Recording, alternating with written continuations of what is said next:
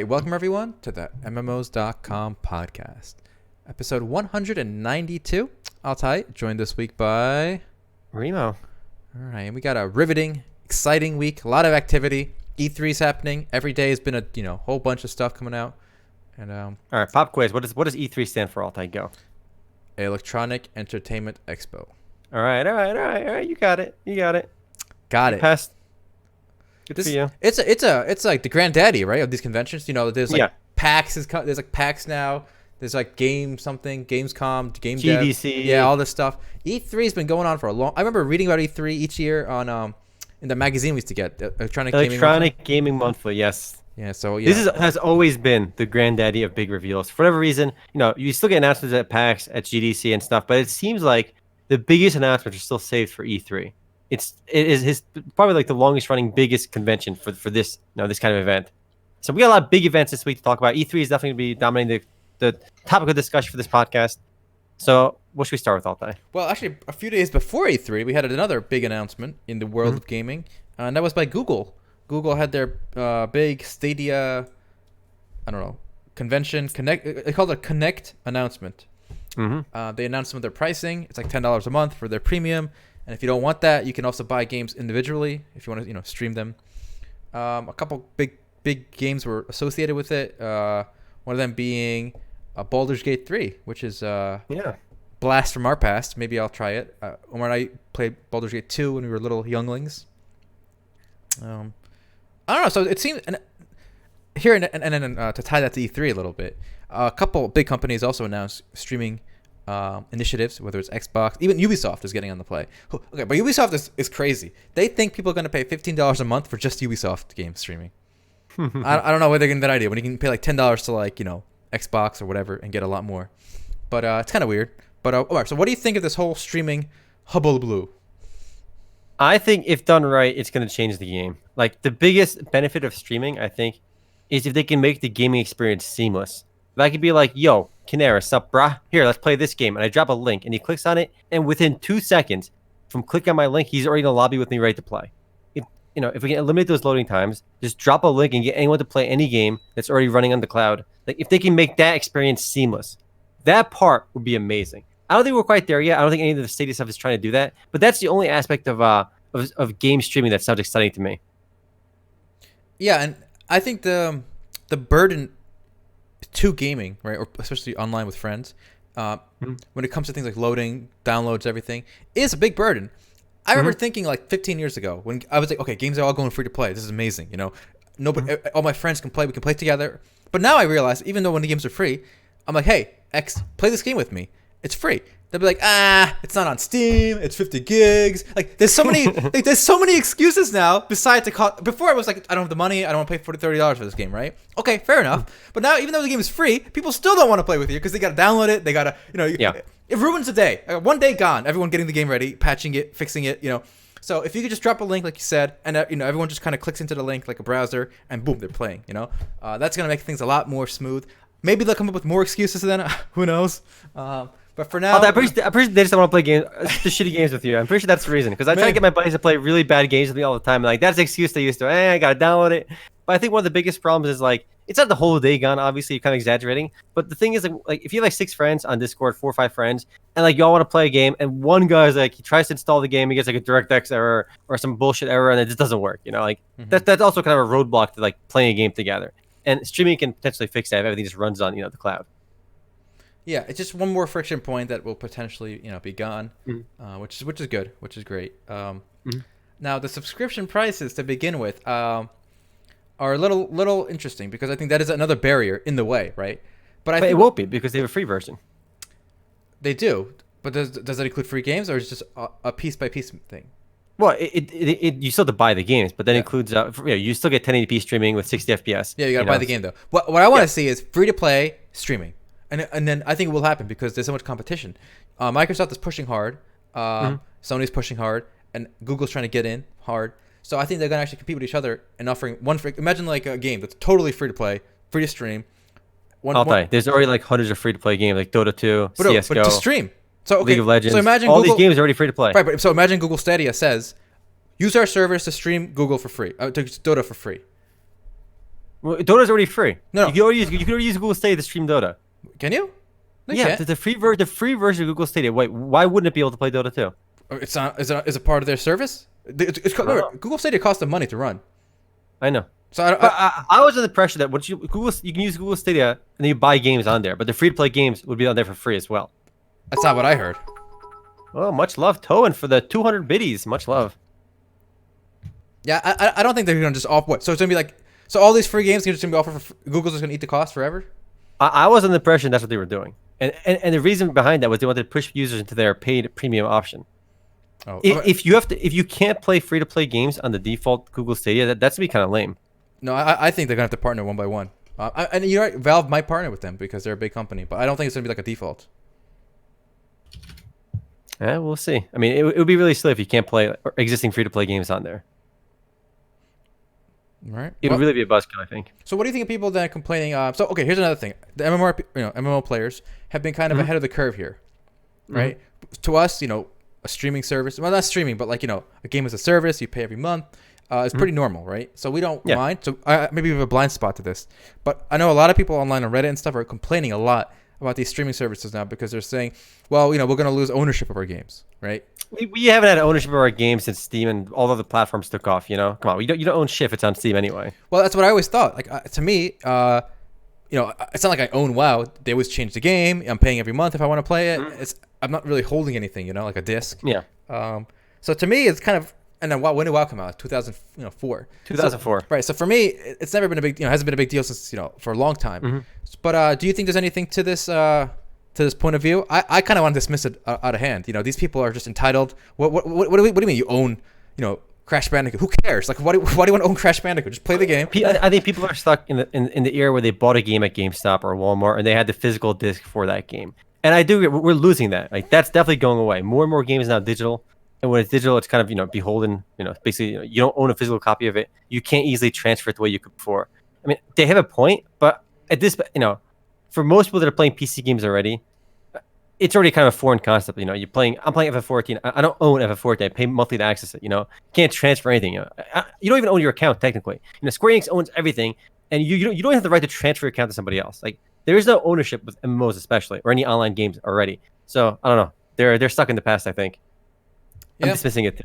I don't know. I'm totally dismissive. Ready? All those concerns dismissed, gone, thrown away, not a real dismissed like that. Fake concerns. All right. Fake news. Fake news. I mean, okay. Did they say the Xbox would have the new disc drive? The new Xbox? Yes, both new consoles will have disc drive, and both new consoles are actually pretty similar. They're both going to use the same Zen 2 CPU, the same Navi GPU. Which is good, So basically, the only difference between Xbox and PlayStation is gonna be, do you like green or blue better? I guess for like your background when you launch the games. All right, they're both gonna use the same Azure cloud to deliver the games, to stream the games at you. So again, I mean, the only difference is gonna be blue or green. So take your pick.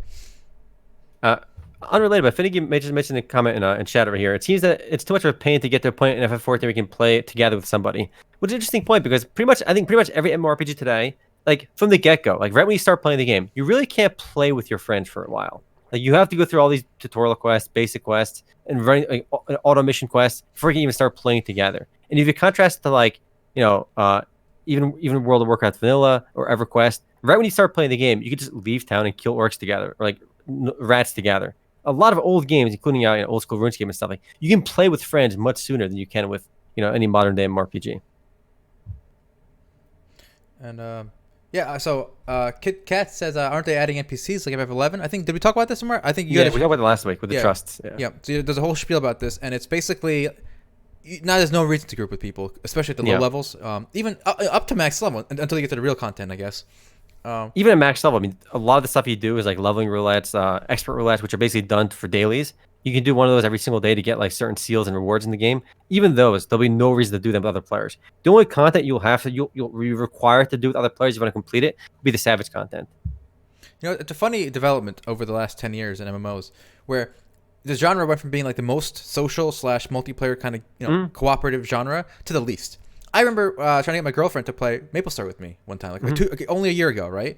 And then she's like, "Oh, an MMORPG. I don't usually play those. This will be fun. We can play together." I laughed. I scoffed. Like, play together? What do you mean? We're gonna be like, you're gonna be sitting there alone, and we're all gonna be totally different parts of the universe with different classes. And we're gonna be leveling solo until like 200 something. We're never gonna see each other.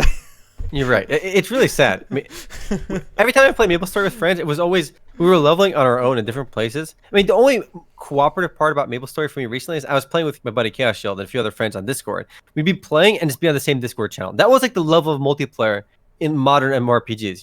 You talk with your friends on Discord while playing the same game. That's it. But you can do that. You're not actually playing together. Yeah, you can do that with any genre. I would say Counter-Strike is more of an MMO than like any MMO today because. Well, in terms of I'm actually playing with massively friends, multiplayer. The second M there is very important. People focus on the first M. People give a shit for saying like certain games are MMOs, right? But because they say it's not massively, but they forget the second M there, multiplayer. Now these MMOs today are not multiplayer. You get to max level by yourself, and then if you want, you can chat with people. That's not that's not multiplayer. So. Counter-Strike is more of an MMO than MapleStory, guys. I'm calling it right here. Called. I do wish a lot of these MMORPGs had a greater emphasis on multiplayer content. Like there should be a reason to play with your friends. I mean, even when you play Final Fantasy XIV, yes, if you help your friends who are new to the game, you could play with them, right? Like generally, the experience leveling up from 1 to max level in Final Fantasy XIV is pretty much done solo. If you have more players, it doesn't really help the process. It just it takes a long time. Mm-hmm. I remember leveling 1 to 70 myself completely solo, and most of my friends who played the game did it solo as well. So, and there's very little player interaction until you reach max level. Indeed. Well, a few people in chat have mentioned it, so I think it's a good time as any to bring it up. We had a huge, unexpected announcement from E3, I think yesterday or the day before. It was Phantasy Star Online 2 is finally coming to the West because Microsoft has too much money and they don't know what to do with it. So I assume they're paying Sega to bring this 8-year-old game. So it's going to come out in 2020 in the West, in America. It came out in 2012 originally. So this 8-year-old MMORPG is finally coming to the West because Microsoft decided to pay Sega to bring it here. It will be a Microsoft, Xbox, console exclusive. It will also be available on PC, guys. So no PS, no PlayStation version. Well, I'll say what you will about Phantasy Star Online 2, though. At least because it's one of those instance dungeon persistent hub style games like Vindictus, like Dragon Next, like those kind of games, like DFO, there's going to be more multiplayer in that game than probably Final Fantasy XIV or any modern MMORPG, because you will be doing those missions with other players. I imagine a lot of the early ones you do it solo anyway.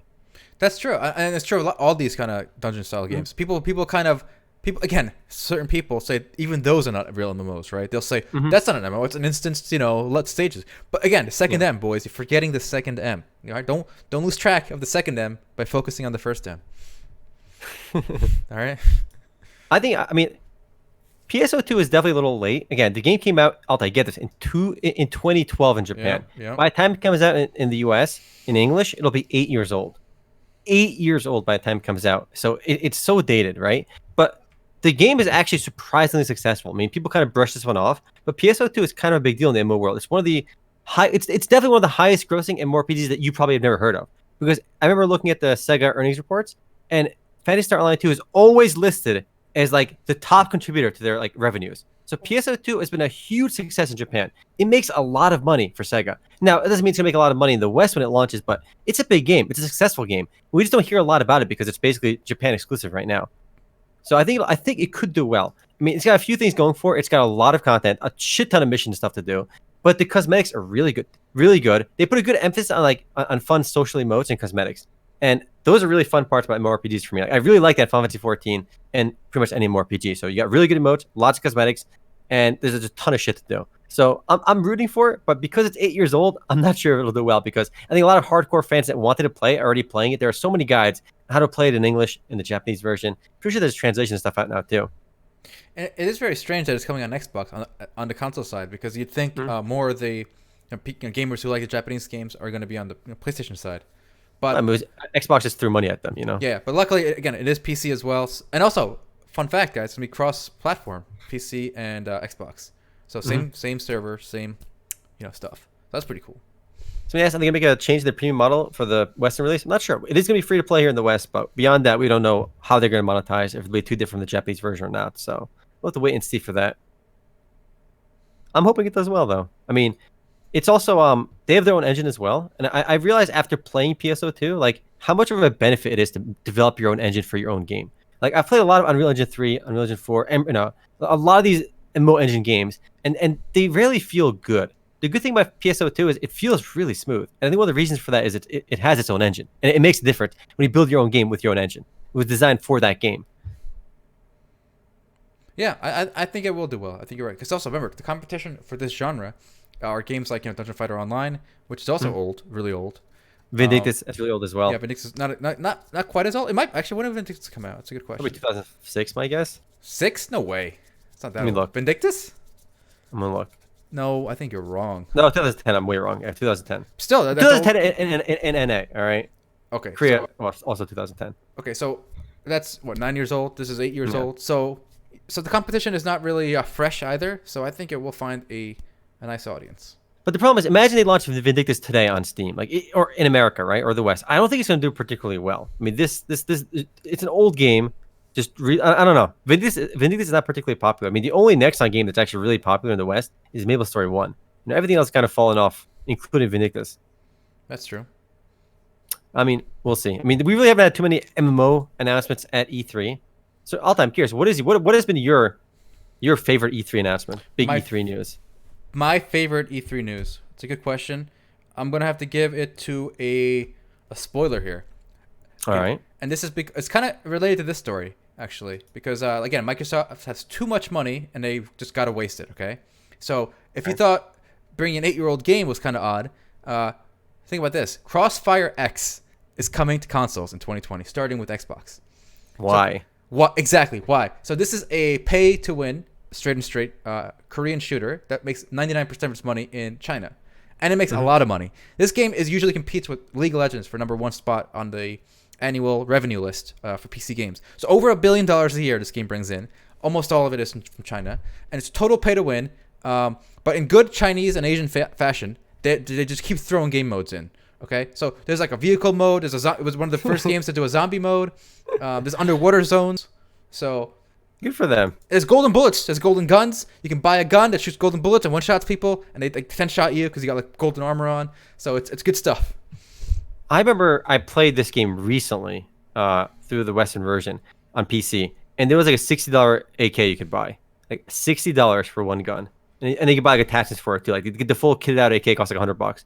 So there are very obvious pay-to-win elements on the PC version, at least. We'll see if the Xbox version, the Crossfire X, is the same way. But I don't know. This game. Just look at this beautiful screenshot. Yeah. Like, what does this remind you of? They just copied Counter-Strike and made it pay-to-win. There you go. That's all you need. Pay-to-win Counter-Strike. Yeah, great game. Great game. Of course, the trailer has absolutely zero gameplay. All really pretty garbage CGI. Because they don't want you to see. I suspect. Now, again, it's a new title. It's called Crossfire X. But I suspect it won't be a new game. I think it'll just be Crossfire at like maximum settings, I guess. But that's it. All right, interesting. I would say my favorite announcement is probably the Shadowbringers, but I've already talked about that before. So nothing really new came out at E3. But we did get that new trailer, which I strongly recommend you watch if you haven't already seen it. The launch trailer for Final Fantasy XIV Shadowbringers. It's pretty hype. Yeah, it's a nice story trailer. Mario and I watched it before we streamed, and a lot of proper nouns being thrown around. Something about like these angels, and the story was kind of hard to follow. But we'll see how it is. Listen, I am really hyped for it, and I'm really hoping. The thing is, with every expansion, it seems to Final Fantasy XIV, we're basically thrown into a whole new place, right? So from the base game to Heaven's Ward. I mean, obviously the world is still connected and related, right? But the events are they're still kind of separated because everything we did in Heaven's Ward was in Ishgard, and everything with Stormblood was in Doma and stuff. So like it was all kind of compartmentalized. So Square Enix has a chance to kind of tell a story, like from like starting fresh with every single expansion, right? And I'm hoping that they do a good job with the reset almost with the story in Shadowbringers, because it's literally taking place in like a parallel world. All right, so like. They don't have to bring a lot of the old baggage with them. I mean, there's still obviously big themes that are interconnected, which are always going to be the case. But I really didn't like the story in Stormblood. I really didn't like it. But I love the story in Stormblood. We're talking about in Heaven's Ward. I love the story in Heaven's Ward. I didn't like Stormblood, so I'm hoping they do a good job of Shadowbringers. So maybe good, bad, good. We'll go back to good this time. And even the theme of being the Warrior of Darkness, that's kind of the theme of this most recent expansion for Shadowbringers. And throughout the entire game, we were the warrior of light. We were basically representing Hydaelyn, which is the god, which is what we were known as the god of light. Essentially the good guys, right? So now we're gonna be playing as becoming the warrior of darkness. We're utilizing the power of darkness to do what we need to do in this new world. And obviously, this new world is plagued by too much light. Another issue is coming with So it's almost like opposite of the world we're in Final Fantasy XIV right now. So there's a lot they could do with that idea. It's a really cool premise, and I'm just hoping that they do a good job with it. I mean, it's Square Enix. It's anything can happen. They could completely drop the ball with it, but the premise I think is really amazing, and I'm hyped to see where it's going to go, because if they can do a good job the way they did with Heaven's Ward, I'll be mega hyped. Yep. All I heard was a lot of British accents during the story trailer. So hopefully the good guys and the bad guys, the bad Brits and the good Brits, fight it out. We'll see who wins.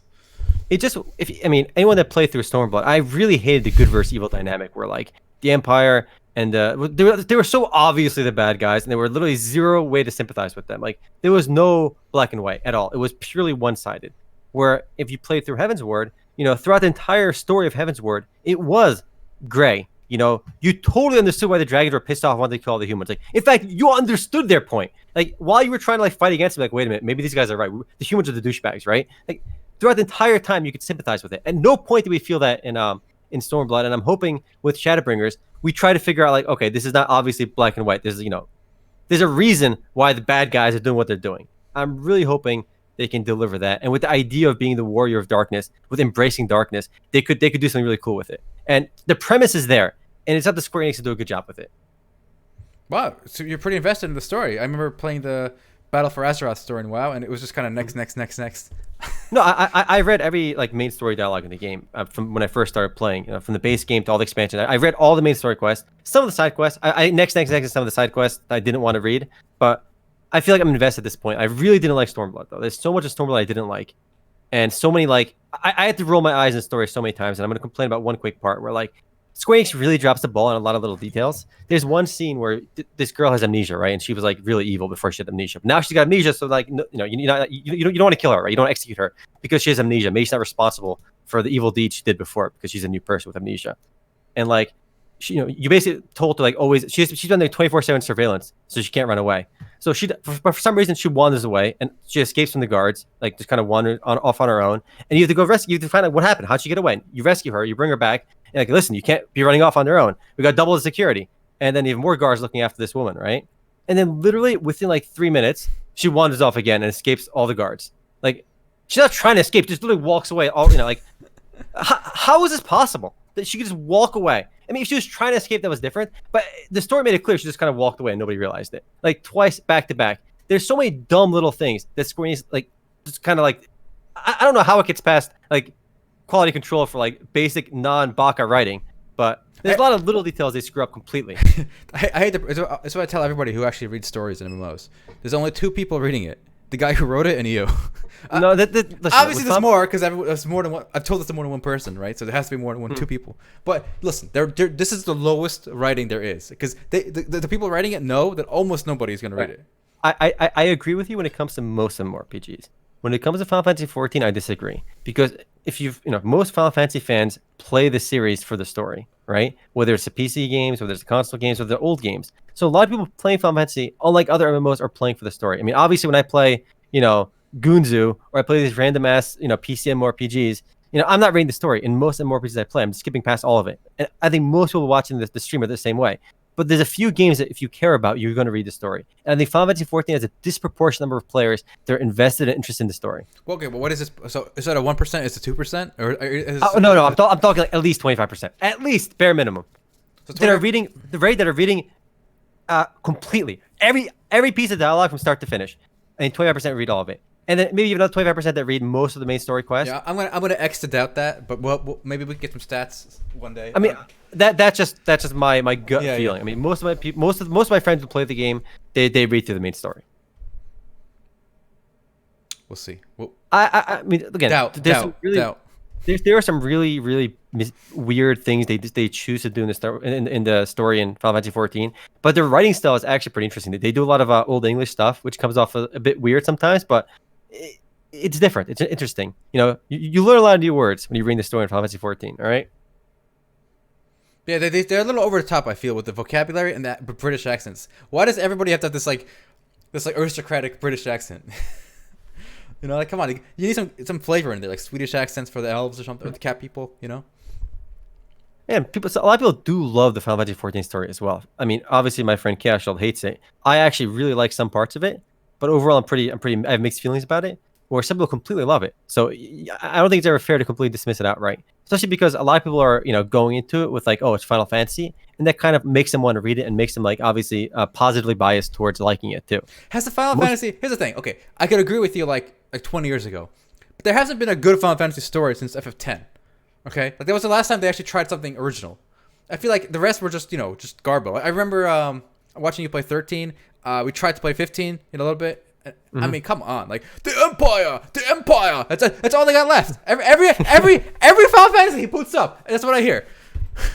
Listen, I didn't think 13 was that bad. As bad as everyone made it out to be, but I agree. It was not even on the same caliber as anything before 10. Like even 7, 8, 9, 10. They're all just infinitely better, I would say, than 12 and 13.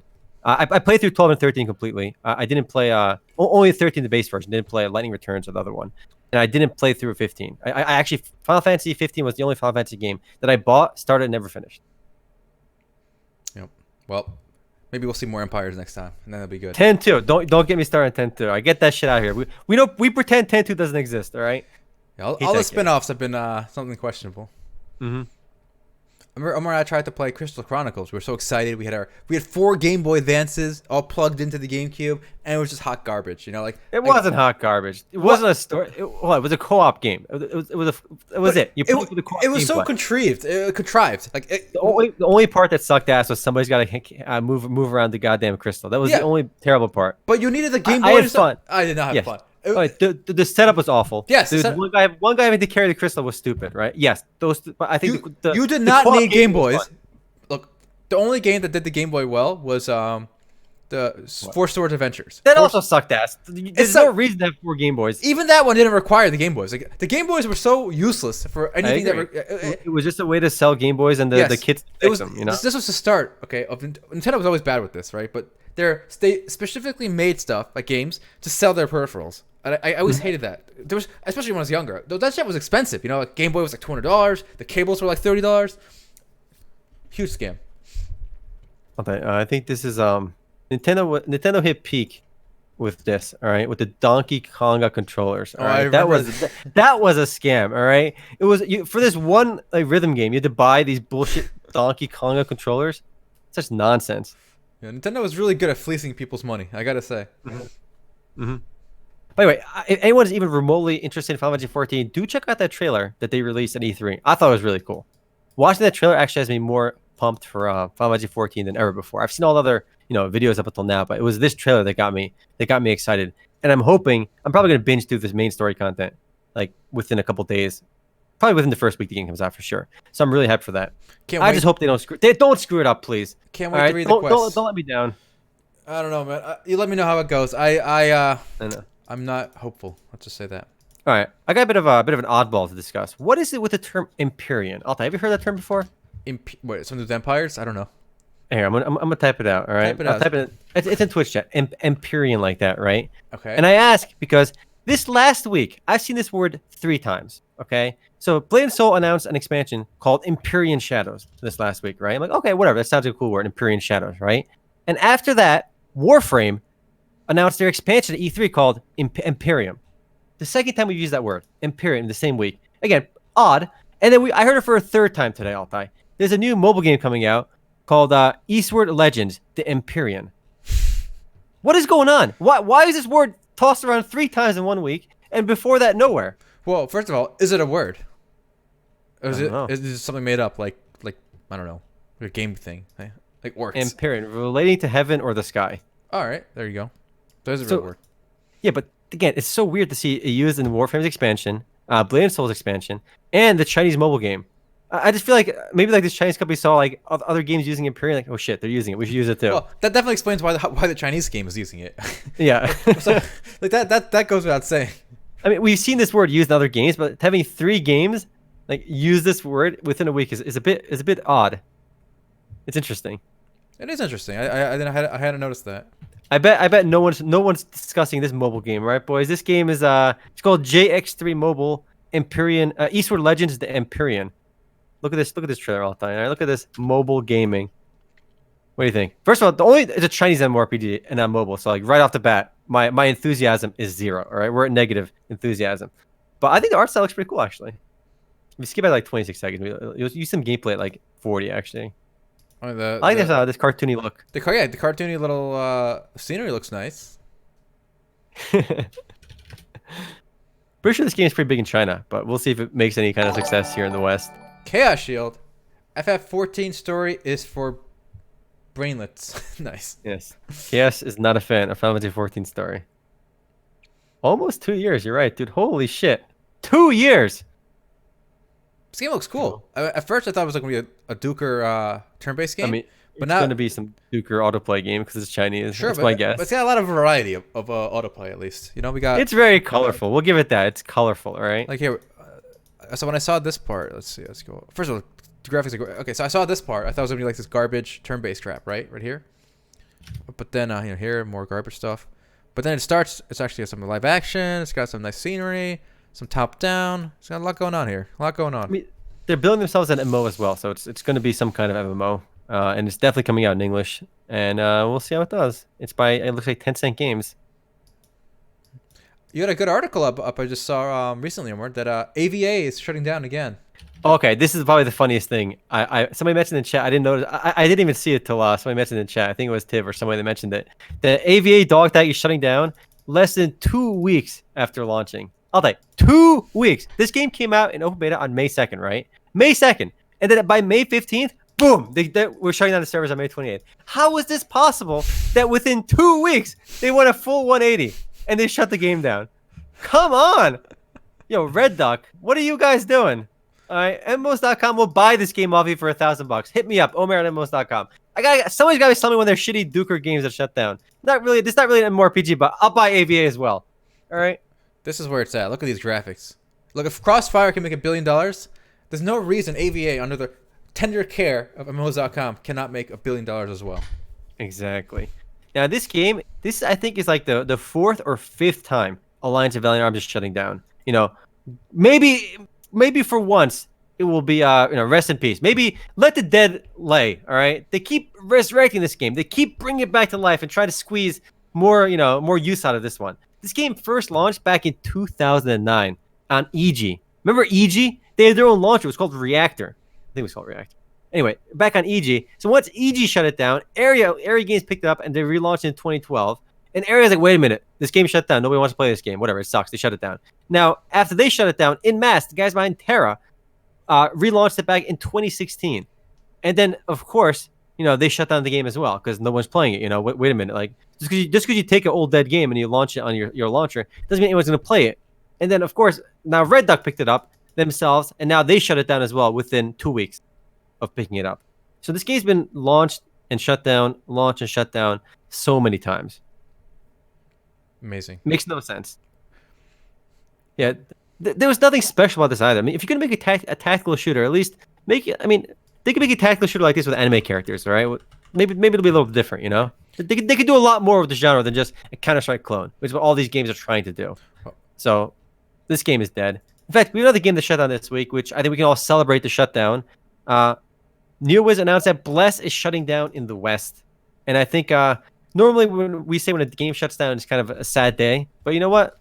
I'm glad that Bless is gone. All right, this game was a hot steaming pile of Duker since it first launched. So I'm glad to see it finally shutting down, and it's shutting down for goodness September 8th. And nobody should be surprised that this game is shutting down.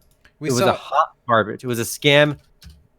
It was, until the last minute, there were some true believers on the Reddit. I remember. So the day before they announced the Western shutdown, they also announced that the Japanese server was shut down. So a day before the Western shutdown.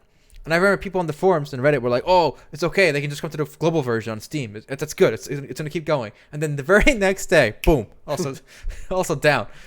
But it was very smart of them because NeoWiz has another scam cooking. Okay, and they can't allow this game to be live while their new scam is being introduced, and that is Bless Unleashed. So they're going to unleash their scam on the console hordes who don't know about it. They're not immune. They don't have the inoculation. So it is up to us, the PC MMO gamers, to warn our console brethren. Yes, that not to be involved in Bless Unleashed and how scummy these guys are. Because I really think they removed this so they don't have to they don't compete or clash with each other. This was such a scam. It really grinds my gears that they just outright lied about fixing the Western version. They said they made the game optimized. None of that shit. And the game's basically bleeding players since it first launched. I think they were down to 200 players at any given time on Steam alone in this last the week before the shutdown. So this had to be coming. And like you said, I think they shut it down specifically before the Bless Unleashed launched on consoles. So it's kind of like a separate game, and so they can scam people once again on the console version. Maybe because if this game was still running and it was free to play, maybe a lot of console players were like, hey, before I try, I'm pretty sure they're selling founders packs and stuff for the console version. Before they try the console version, they'll play the PC version. But they want to take that option away, so people get scammed on the console version as well. Yep. So NeoWiz, there you go. Yeah, it's dead though finally, and good. Screw Bless. Yeah, this is a funny game, and it really shows how desperate we are for a good MMO. When this game was announced, there were whole guilds, clans, that were like going to wholesale move from like WoW or whatever to Bless. And like, okay, Bless is gonna be our main game. We're gonna go all the way. Well, hold on there. First of all, it's an Asian game, so it's a big red flag for like a serious guild kind of thing. But the desperation was there, and it didn't work. Didn't pay out. All right, I have a funny story I forgot to mention last week, but this game actually entered into what's it called? They call it soft launch now, where it's available in like 4 countries. So mobile MMORPG Legend Fantasy. Now, first of all, have you guys ever heard of an MMORPG with a more generic name than Legend Fantasy? It is such a terrible name, Legend Fantasy. And of course, it's not to be confused with a different game called Fantasy Legend, which is a totally different game. Now you have Legend Fantasy, which is a different game than Fantasy Legend. And what doesn't help is that they're both mobile MMORPGs, just with the names reversed. And of course, it's a Chinese MMORPG too, so I think it's gonna have all those VIP levels and all that nonsense too. But I have what a terrible name. And what's even more remarkable is actually like the game boasts it has 3 playable classes. Like, really? Is that like one of your key features 3? you're bragging about? You have 3 classes. Really, that's it. I want to show you something even funnier too, actually, because they put out a press release just recently, showing off all the other like key features, and they literally put auto navigation as one of their key features. What's important? Yeah, it's one of the key reasons to play the game. You have 3 playable classes and auto navigation. Whoa, that's it. What do they think to brag about? I actually have 3 mobile MMORPGs installed on my phone right now. I have 2. I got Tales of Wind. Oh my god, that game's got the worst voice acting ever. World of Kings and Dawn of Isles. Ooh, I have Dawn of Isles as well. I forgot about that one. So of those 3, I will say Dawn of Isles by NetEase is the best one. What do you think? Have you played it since that one day we played it together? I have. I'm level 21. Really? Yeah. I played mobile. I just played. You do 1 dungeon a day, you gain like 2 levels. Yeah. So does it kind of go in the same mold where World of Kings does, where you log into your dailies and that's it? Yeah. So there's like no quest. So the only way to level really is to do the dungeon, and then that's it. And like you can do like a little gathering quest, and that's it. Mm-hmm. It's so weird that a lot of like these Chinese MMORPGs just that's like the gameplay loop they fall into. Like you just log into your dailies, do your dungeon, and that's it. Actually a fun mobile story this week, guys, is Dota Auto Chess finally, which is just Auto Chess, launched on mobile. I think like a week or so ago. Mm-hmm.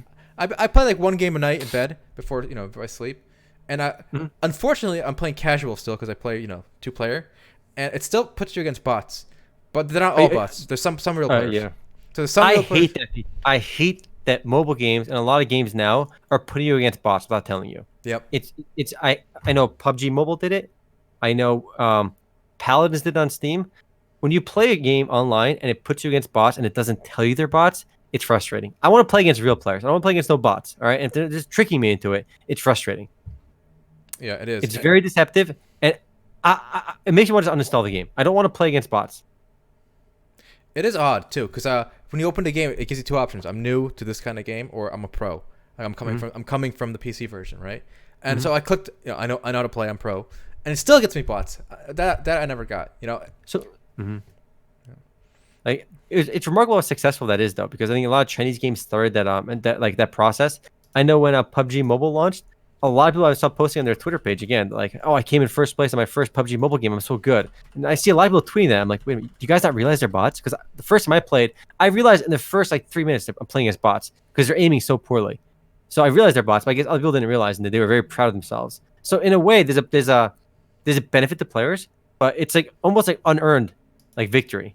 But like they don't know it's unearned. So is it actually unearned if you don't know it's unearned? These people are feeling good about themselves, and they shouldn't. How right? dare they? They should not feel good about themselves for beating bots. Right? They have to know. We got to take that feeling of good away from them. It's undeserved. All right. What do we do, boys? But for those of you who do play auto chess, it is worth trying the mobile version. It depends on your phone size, I think. I think I have the XS, right, the larger one, and it works pretty well. Everything is kind of visible. You can kind of drag the pieces on easily. But I know people played it on smaller phones, and they have a harder time, reading and seeing everything. So your results may vary there. They're making auto chess on PC as well now, a separate auto chess game, right? Yeah, well, there's a whole lot of auto chess news this week, guys. So this game you're seeing right now is by the guys who made the original Dota 2 mod. They are also working on a PC version of the exact same game you're looking at for Epic Game Launcher exclusive. So this company, Dodo or something, is going to work on a PC version of this game. At the same time, Valve is working on an official Dota version, a standalone auto chess called Underworld, Dota Underworld or something. And then and on top of that, League of Legends is getting on the game. There's a League of Legends auto chess game coming out. Did you hear about that anymore? Yeah, you looked at the story the other day. So even League is jumping on the auto chess bandwagon, where they're making their own in-game mode for auto chess. And it's not a surprise. I mean, it makes sense because when we first started looking at auto chess on Dota 2, it would bring in like 200,000 plus players at any given time, which is crazy. Like I've seen Dota auto chess at peak hours over 250k players just playing auto chess on Dota 2. I mean, those are impressive numbers. Very few games can get that kind of concurrent player-based numbers, and literally a mod for Dota 2 was able to do it. So that it spawned a lot of these knockoff, these clones.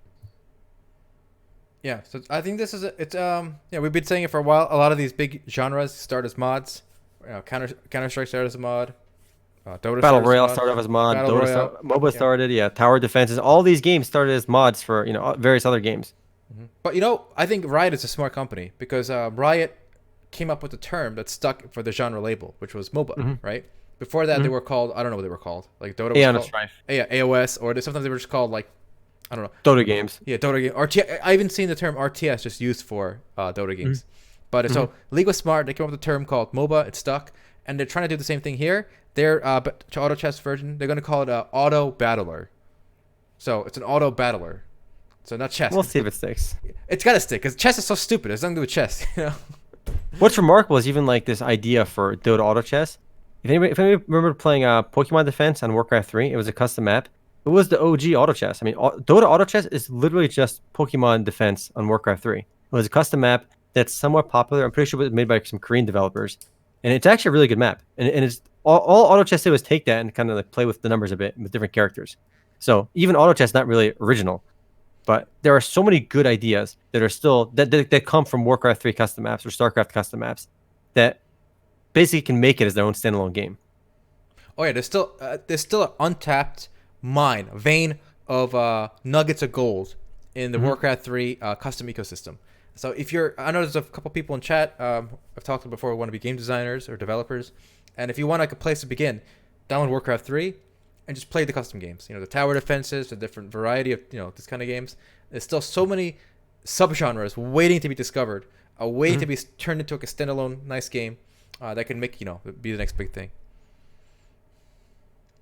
I mean, yeah, that's true. I mean, even Legion TD was a popular StarCraft 2 and Warcraft 3 map, and now it's a standalone game on Steam, and they're selling for $19.99. I mean, I don't think they sold a crazy amount of copies, but I'm sure if we look at that website, it tells you. I mean, I'm sure they sold a decent amount. There are still so many games out there that you can make a standalone title. Anyone that makes a standalone Enfos Team Defense, I think will make money, whether it's on mobile or PC. There's still so many kinds of games you can discover through mods on Warcraft 3. And even StarCraft 2 now. Indeed. Which is, I think, to Valve's credit, they allowed people to make these custom games in Dota, right? Not every company is just is that open about it. Like League, League. I don't think there's any way to make a mod for League. No. Even for Blizzard, right? Blizzard probably gained the most from mods, right? For Warcraft 3, StarCraft 1, but in StarCraft 2, there's some mods too. But in Overwatch, they're kind of tinkering with it, but it's more like game modes, not really like a custom. Yeah, you can't import custom like skins and stuff to the game, and maybe if it takes off, they will. Like they might add it later, but if you can import your own like models, I think you can do a lot more. It's very limited what you can do. It's very much like they basically set the rules for what you can make. And we've seen games that embrace this do well. I mean, Roblox, I think, just came out and they said they made $750 million now all time, which is great. I mean, they're doing better and better every year. I mean, Roblox is killing it with custom content, user-created content. Indeed. So yeah, there's it's a good place to start as a custom game, by the way. If for those wannabe game devs out there. All right, we got to mention one more MMO news that came out recently around E3 time. I think Novaquark announced this last week that they raised $11.2 million for Dual Universe Online. So this game is going places, I'll tell you. It's not just vaporware. I mean, I never really took this game too seriously because it always seemed kind of like really ambitious, and I didn't think anything was going to happen with it. But they raised $11 million this last week. I saw that. That brings their fundraising up to $22.6 million, including crowdfunding. So they raised, I think, like $1 million on the crowdfunding, which is not a lot. But I mean, for crowdfunding, it's a lot. But like to make a game, it's not a lot. So the total funding is up to $22.6 million. With that kind of money, they doubled their funding this last week. So maybe they'll have to make something. But they're trying to make this game that's players can create their own content and insert their own code into the game. Yep. Almost like a Second Life style game, but with more actual MMO elements. So Second Life, but with more actual gameplay is my understanding of what they're trying to do. I mean, it sounds interesting, but I don't know. Until I play, I can't quite wrap my head around what it's supposed to be. It's very ambitious. It's very ambitious. Like I like to think of it as Minecraft for adults. But obviously it's, I don't know. It's got a while to go, and I think Second Life is actually probably a good comparison. Sci-fi, realistic-y looking people. Still far away though, I think. Still far away, yeah. They're not anywhere close to release just yet. And I mean, the idea that players can create all their own content in the game, that part sounds interesting, which is very much Second Life-esque. And they want to be able to support like so many players on a single server. I mean, very ambitious. At least they're trying something different. It's not just another like LOL, another WoW clone, or just LOL, another Battle Royale game. I'm so tired of random ass Battle Royale games, random ass, WoW clones. And at least they're trying something different, so good for them. Yep, they pretty much matched what they raised on Kickstarter back in 2008. But I think the problem is even there's a lot of money, 11 million, right? And Zen Exile, you think in chat with 15 million you can make it a great MMORPG? I don't think so. I'm gonna doubt that too. These are very expensive, games to make, especially if you want it to look good. The 3D assets, all these things cost a lot of money. So I think they got to keep raising money. Yeah, I'm sure. I mean, Star Citizen has raised 150 million or something now, and they're still not quite done yet. So guarantee. Well, we'll see. There you go. I'll tell you. Just give Zen Exile $15 million and you make the best MMO ever. All right, you got the Zen Exile guarantee.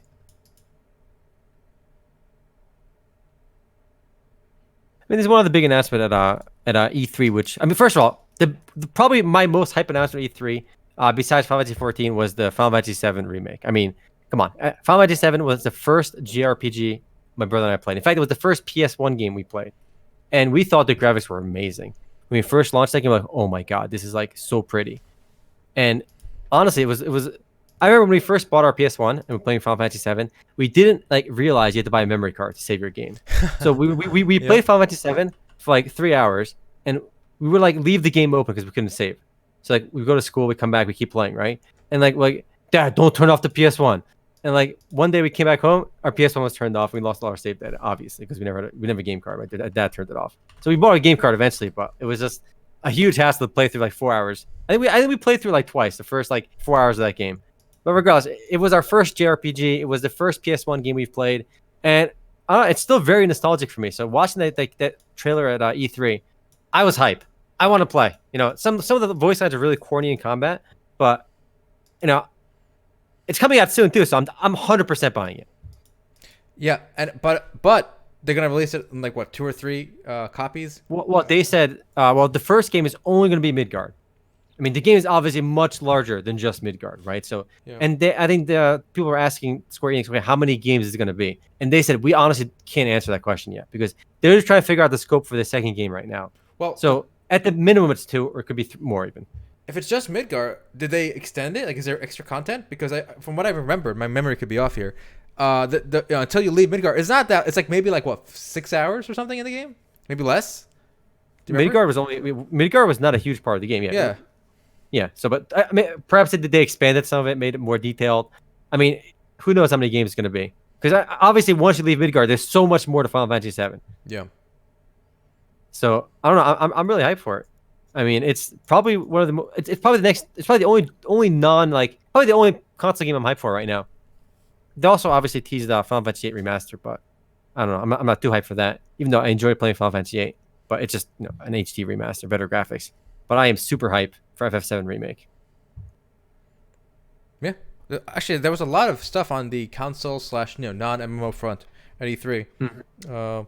There's another Age of Empires version coming out, Age of Empires 2 Definitive Edition. So this is not the HD remaster, but a whole new version coming out.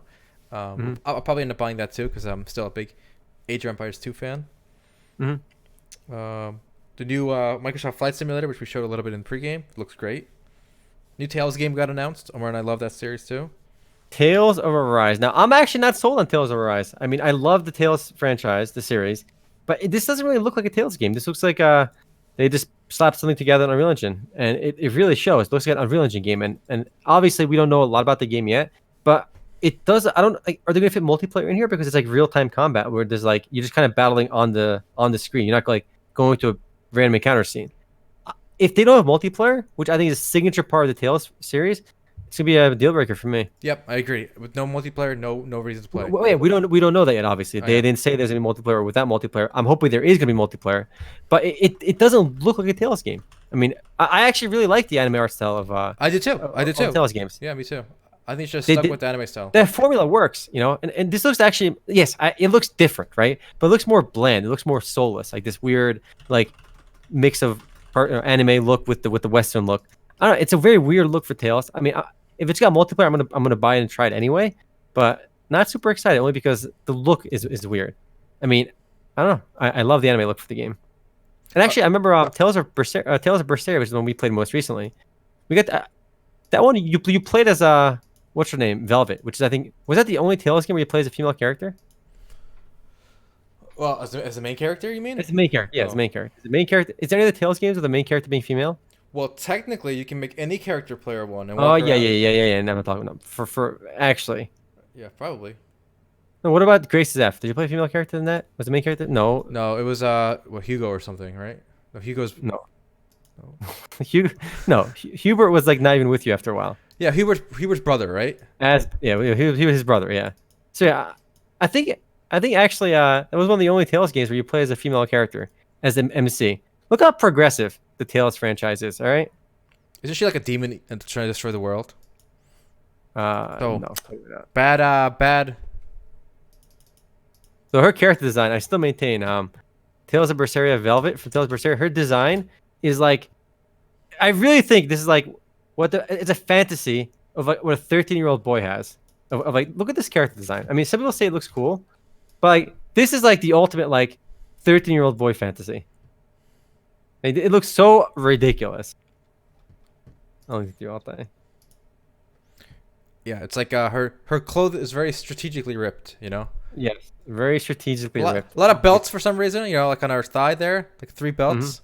Going with the Final Fantasy aesthetic, I see. Of course.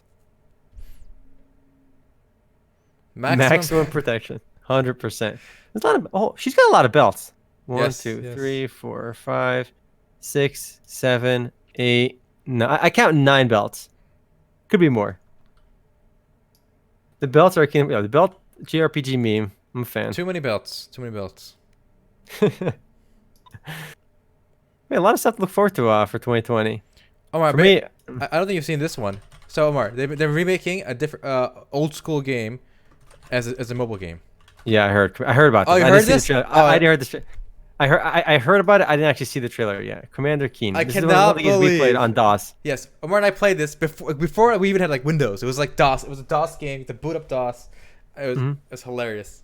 You had the beep boop noises because there was like no sound card or something. It was like 8 sounds, like beep boop, dee doo boop. This is a hard game. But this is a dumb version. Like it doesn't even look like the original platformer. Rip.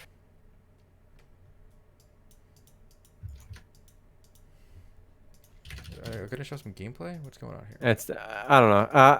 I don't know how much cachet Commander Keen has, I know, right? but what are the likes and dislikes on this video?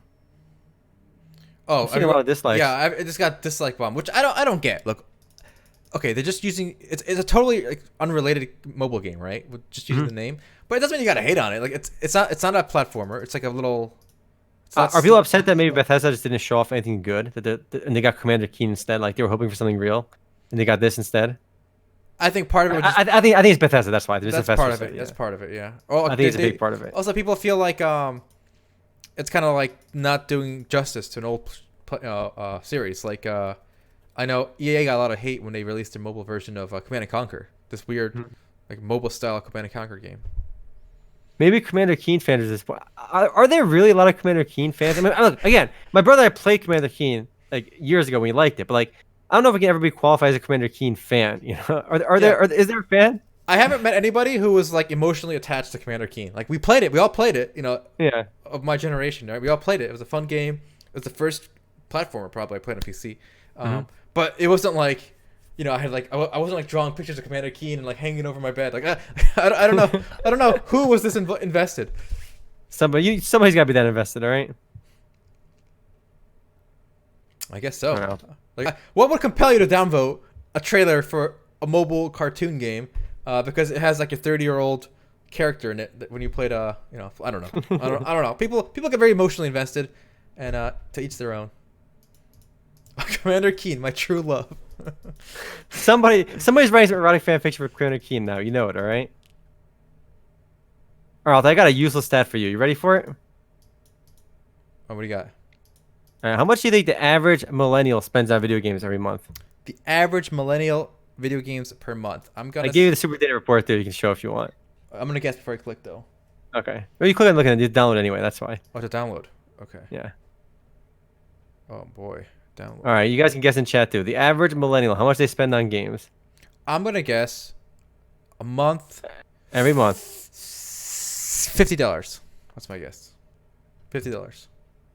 All right, the number is 112. What? Seems a bit high. It definitely seems a bit high. Is it per household or per?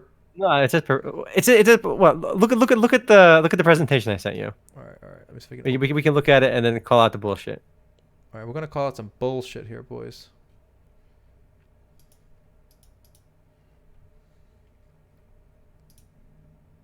This is the Nielsen Millennials Gaming Consumption Survey. Now, first of all, Millennials. What grinds my gears right away on this presentation is slide number 3, where they say 48% of gamers are actually female. But like, this is such a useless statistic. Yes, if you want to look at gamers as such a broad term, where it's literally anyone who ever played like Bejeweled on their phone, yeah, okay, that's fine. But this gender breakdown, you really have to, I think, break it down a bit further to get anything useful out of it. We're like hardcore gamers, people that play console games regularly, or people that play mobile games. Because if you look at the stats, like female gamers play like match 3 Bejeweled like games, like 10 to 1 compared to men. It's like they're mostly playing much more casual games. So it's really frustrating to see them always kind of like clumped up together. I'm failing here. 1 sec. Did that download for you? Oh, it downloaded, but everything's going haywire. Everything's going haywire, boys. What is going on? We're losing Altai, boys. We're losing him. What is this? PDF broke your PC? Okay. I wonder if anyone else has this problem with OBS, boys, okay? The window capture just changes on its own. Maybe. Listen. Apparently, guys, 46% of millennials have children. Oof. All right, here we go. I fixed it. All right, kind of. All right. Except now you are also a millennial logo. Okay, whatever. Just scroll down to slide 3 is where we're looking at. Okay, slide 3. Here we go. You guys look at this while I fix my stream here. All right. 2% of people in this area were other and prefer not to say. They do not identify with the gender binary. I think they're trying to be cool. Yeah? Is it cool these days to say you're neither? Yeah, I think it is. Yeah. Really? Though, remember, they're asking like millennials. They're not asking like 12-year-olds that like want to be cool.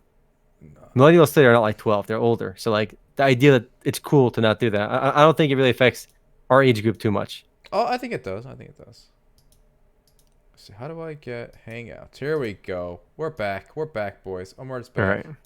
All right. Now I'm gone though. Anyway, let's keep scrolling down this list. Go to page 4. Here we go, Altai. Millennials love mobile games. You hear that, guys? You hear that? Millennials love mobile games. How many of you guys love mobile games? You all gotta love mobile games. Look at the gaming device use. Look at PC, boys. We're down to 30%.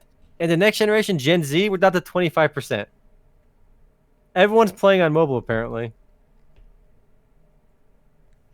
I'm not surprised. All right, scroll down to the next one. Share of players, useless stat. Most people play multiplayer games, as we can see. Not Gen X, though. Gen X wants to play solo games. So you can see on the next page, where the stat comes from. The money spent. All right, here we go. Let's see this. The money spent. So total. Let's just look at totals here. Okay, so what are the categories first? We got full physical game purchase, full digital game purchase, gaming subscriptions, additional in-game content. And so let's look at it together here. Mm-hmm. Gen X. Okay, so millennials are these $111 a month. Yeah, about millennials spend about $112 a month, boys, on games. Is this monthly? Typical month? Yeah, read it on the left side. In a typical month as well. It says beneath where the categories are. So that seems a bit high for me too, but I don't know. It's pretty crazy. So on average, people are spending $22 on like microtransactions, another like $20 on gaming subscription services. For me, like my monthly gaming budget spend is really my Final Fantasy XIV subscription, and maybe a $5 game. No, and your Humble Bundle subscription. Yep. Yes, you're right. $10 a month. Forgot about that. I did forget about my Humble Bundle. So that's it. And honestly, I don't remember the last time I bought a full budget $60 game. Probably the last time I bought a full budget $60 game was Persona 5. No, that's a lie. With Smash Ultimate. That's it. All right, Smash Ultimate was my last. And that's like the only game I have on Switch, and the only game I play on Switch. I don't think Amazon Prime counts as a gaming spend though. Let's see. Did I break it down by platform? I don't think so. No. And the next few slides are talking about like where people watch gaming video content, which is kind of useless. Yeah. Actually, if you scroll down to page 9, it's interesting too. Spending on GVC, game video content. So it looks at millennials. The average millennial who spends money on Twitch. What is the average spend? Can you guess on Twitch for millennials that spend money on Twitch? What are page numbers on this? Bottom right. Where else would page numbers be? I hate this PDF, by the way. I got to tell you guys. All right. Millennials financially support their favorite GVC creators. Hear that, guys? Support your GVC. That's what I am, all right? On my resume, it says GVC creator. There you go, Altai. That's how out of touch these Nielsen people are. Who the heck calls it a GVC creator? Much love, Kit Kat. Thank you for supporting our GVC. Thank you for supporting your GVC creators, boys. So it says apparently $27 a month on donations and another $29 a month on subscriptions. So remember, these are the people that actually spend money. Average do not include those who spend nothing. So all the people that spend money on subscriptions and donations, about $60 a month. That's a lot of money. $60 a month. I don't believe these numbers. I'm telling you. You ain't buying what Nielsen's selling you? No, I don't buy this. Wait, these stats exclude anyone who spends nothing. So it counts only people that do spend money. Okay. You don't believe it then? Okay, here's a question. Does it count people who do this spending via Amazon Prime? I don't know. Okay. I'm not sure. Okay, if it counts the Prime people, then it's just bullshit. But if it doesn't count the Prime people, because it's not just people using their one free sub, then okay, then I can believe it. Well, I mean, people do spend money. Like all the people that watch Twitch, there are people that watch Twitch a lot. I mean, I know Alta, you and me don't watch Twitch that much, but like the average person, like the average Twitch viewer, Alta, how long do you think they spend on Twitch a day? I mean, a lot, because they just leave it on though, like on a separate monitor. Like, I think, look, sometimes they leave it on, right? Obviously, but like other times they're paying attention. It's really hard to make the distinction. Okay, the average Twitch viewer is at 95 minutes per day on average. That's not bad. No, I can believe it. Yeah. And I bet the number's only going up. Like I know people that watch Twitch all the time.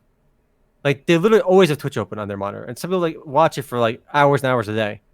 Yeah. So Rezu says what I'm thinking.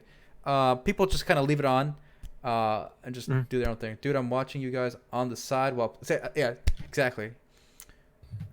That's fine. But I really don't think people are just watching like intently like one stream or like one. I don't think people have the mindset these days or the attention span. Even I don't. Like when I'm watching YouTube video. All right, you guys want to know the one reason I don't watch Twitch more? Why? Here's why. Because you got to watch it at 1x speed. When I watch YouTube, and Mark, you can attest to this. I watch it not just 2x video, but 2.5 times speed. Almost everything I watch on YouTube, I watch at 2.5 speed now. I don't have to when I have to watch like a Twitch streamer like talk normally. Like, hey guys, today we're gonna play Smash Brothers. I can't watch that. Like Jesus, hurry up.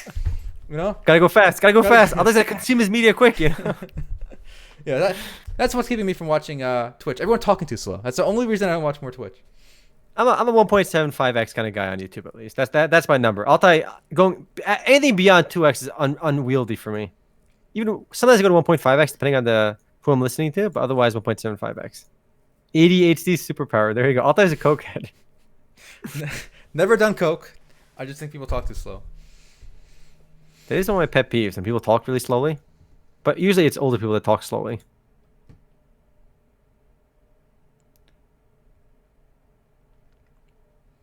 There you go. Okay. A lot of people say that, Caster Cato, that I speak too fast, but they just gotta listen faster. All right, they gotta hear better. It's a Soylent you drank. Yeah, I guess my Soylent was just coked up. I'm there with you guys. People gotta go 1.25x IRL. There you go, Express 6. One day maybe. Naruchujano. Do you speak? I watch Omar's. Yeah. I watch Omar's weekly news updates at 2x speed, not 2.5 though for that one. 2x. Damn. Questioning that shit. We got anything else, Altai? Anything else? Well, one thing we didn't mention with the Google Stadia thing was Destiny announced also they're going free to play, at least the first base game. But I don't know. They've been giving that game out like candy. Listen, when your game is on Humble Bundle, you know it's going free to play. So the moment I saw Destiny 2 on Humble Bundle, I knew it was going to go free to play. So no surprise that it's going to go free to play. All right, and with that, we'll take to the post game maybe. Yeah, we got more nonsense in the post game. Yep. Take care, guys. Take care for you too. Peace.